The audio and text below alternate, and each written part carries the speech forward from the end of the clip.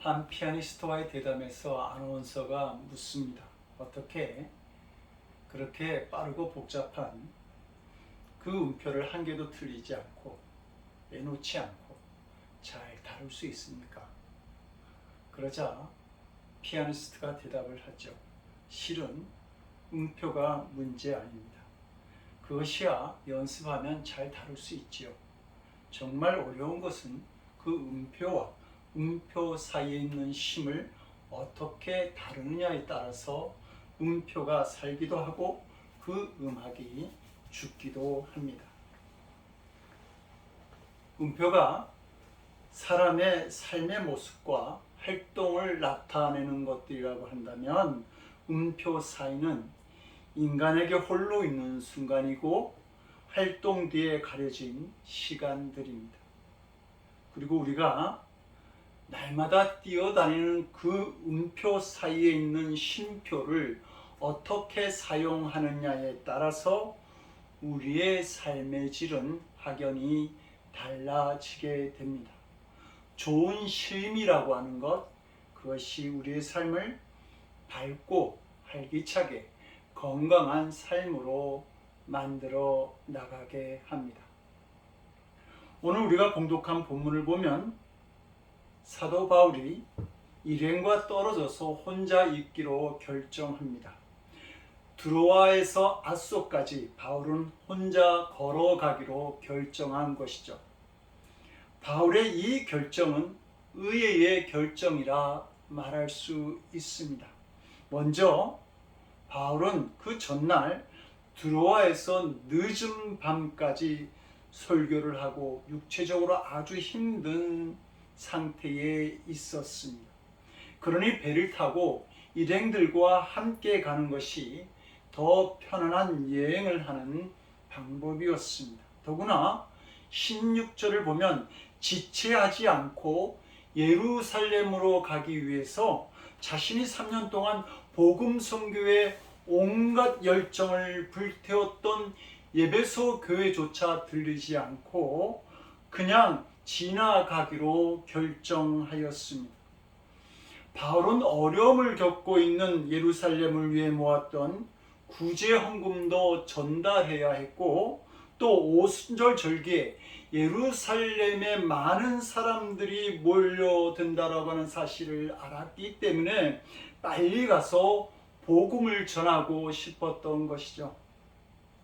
이렇게 시간으로 보나 바울의 몸의 상태로 보나 여러 가지 상황에서 바울이 일행과 함께 여행하는 것이 훨씬 유익하고 편할 수 있었습니다.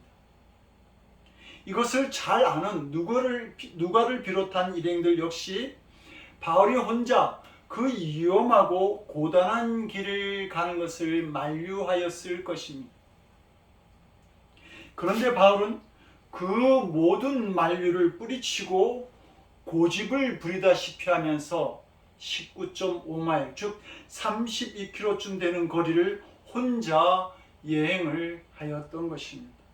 그 이유는 바울에게 혼자 있는 시간이 필요했고 그 혼자 있는 시간이 바울에게는 쉼이었던 것입니다.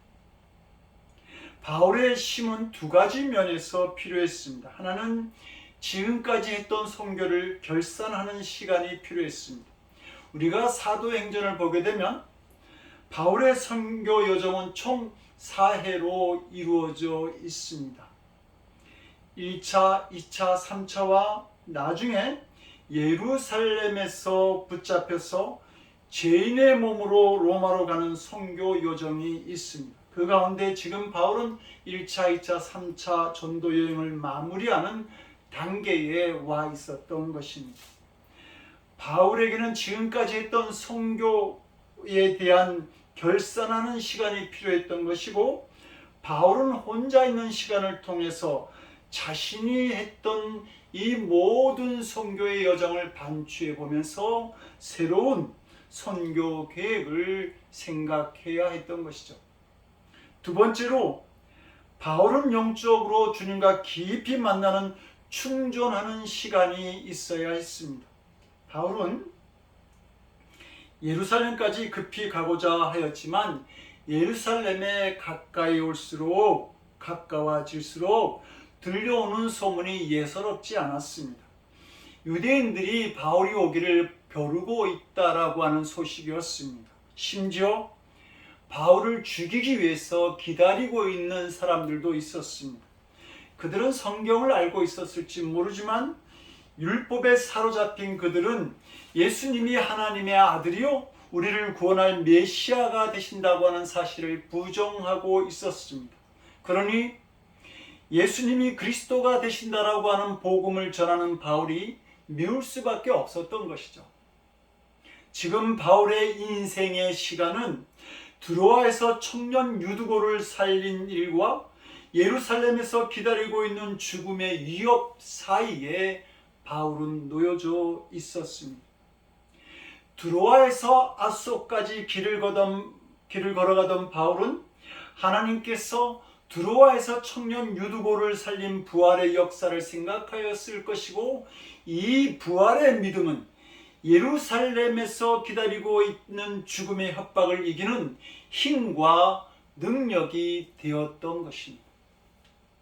그래서 사도행전 20장을 보게 되면 바울은 사람을 보내 불러온 에베소 교회 장로들에게 고별 설교를 하게 되는데, 그 설교에서 바울은 오직 성령이 각 성에서 내게 증거하여 결박과 환난이 나를 기다린다 하시나, 내가 달려갈 길과 주 예수께 받은 사명 곧 하나님의 은혜의 복음을 증거하는 일을 마치려 하면은 나의 생명을 조금도 귀한 것으로 여기지 아니하노라, 이렇게 고백합니다.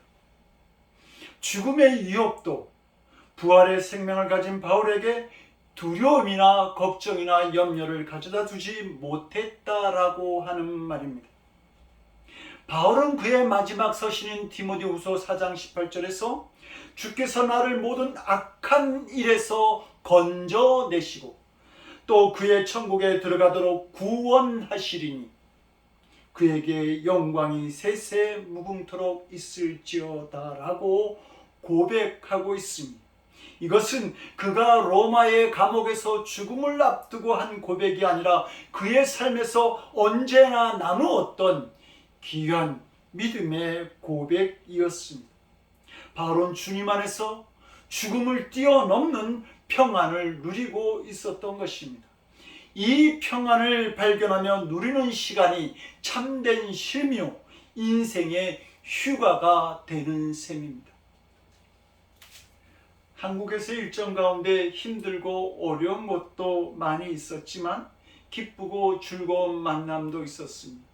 가족들과의 만남, 딸 하니 부부와의 만남도 있었고, 또 옛날 지방 임원이었던 사람들과 또 목회하는 동력자들과의 만남들도 있었습니다. 그러나 저에게 마음의 평안을 주고 힘이 되었던 만남은 주님과 홀로 만나는 시간이었습니다.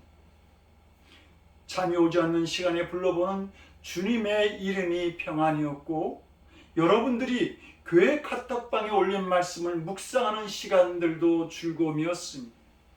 한국에서 3번의 설교를 하였는데 그 설교를 하기 위해서 말씀을 준비하고 묵상한 시간들은 번잡한 일정 속에서 언제나 마음의 평안을 나누어 주었습니다.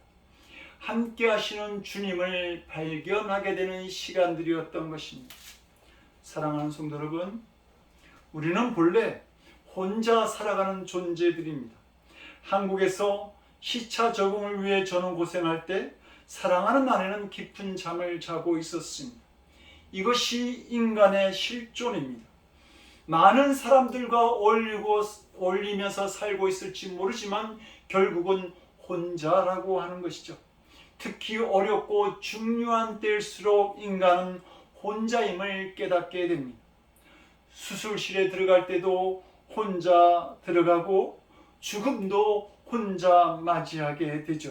그래서 독일의 철학자 키에르케고르는, 덴마크의 철학자 키에르케고르는 인간의 삶을 신 앞에 선 단독자라고 표현하였습니다. 우리는 하나님 앞에 홀로 서 있는 존재들입니다. 이렇게 고독한 삶의 참된 기쁨은 언제나 우리와 함께 하시는 주님과 함께 살아가는 것입니다. 여기에 참된 쉼이 있습니다. 그래서 회개하고 돌아온 성 어거스틴은 이렇게 고백을 하죠. 하나님이여, 당신은 당신을 위하여 우리 인간을 지으셨기 때문에 우리가 당신 품에 안기기 전에는 참된 만족도 참된 평안도 없었습니다. 오늘 우리는 자연에서 예배를 드리지만 언제나 이 자연 속에 참된 평안이 있음을 발견하게 됩니다. 왜냐하면 이 자연 속에서 우리를 향한 하나님의 사랑과 모습을 발견하게 되기 때문입니다. 그래서 시편 23편은 푸른 풀밭과 쉴만한 물가로 우리를 인도하시는 하나님은 우리의 영혼을 소생시키시는 분이라고 그렇게 말합니다. 바울이 홀로 있는 시간을 통해 주님과 깊은 만남을 가진 것처럼 여러분들의 삶에 기도와 말씀, 묵상과 같은 신앙의 모습들을 통해서 홀로 주님과 만나는 시간들이 있기를 바랍니다. 그 시간이 진정한 쉼의 시간이 됩니다. 그리고 그 시간을 통해서 우리 모두가 새로운 삶을 만들어가는 귀한 인생들이 될 줄로 믿습니다. 기도하시겠습니다. 우리의 참된 쉼이 되시는 좋으신 하나님, 우리가 주님과 함께함으로 우리의 삶의 진정한 평안을 누리고, 그리고 그 평안과 기쁨 속에 주님께서 우리에게 원하시는 귀한 신앙의 삶을 살아가기를 원합니다. 감당하기를 원합니다. 주님, 우리가 언제나 주님 곁에 있게 하시고 주님 안에서 누리는 평안으로 우리의 삶이 기름진 인생을 살아가도록 우리를 도와주시옵소서.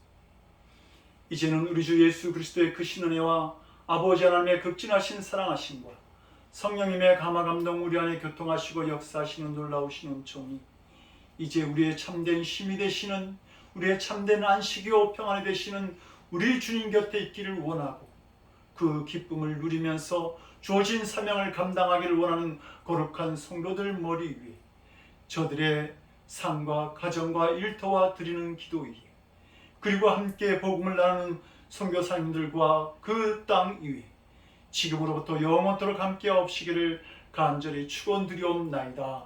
아멘.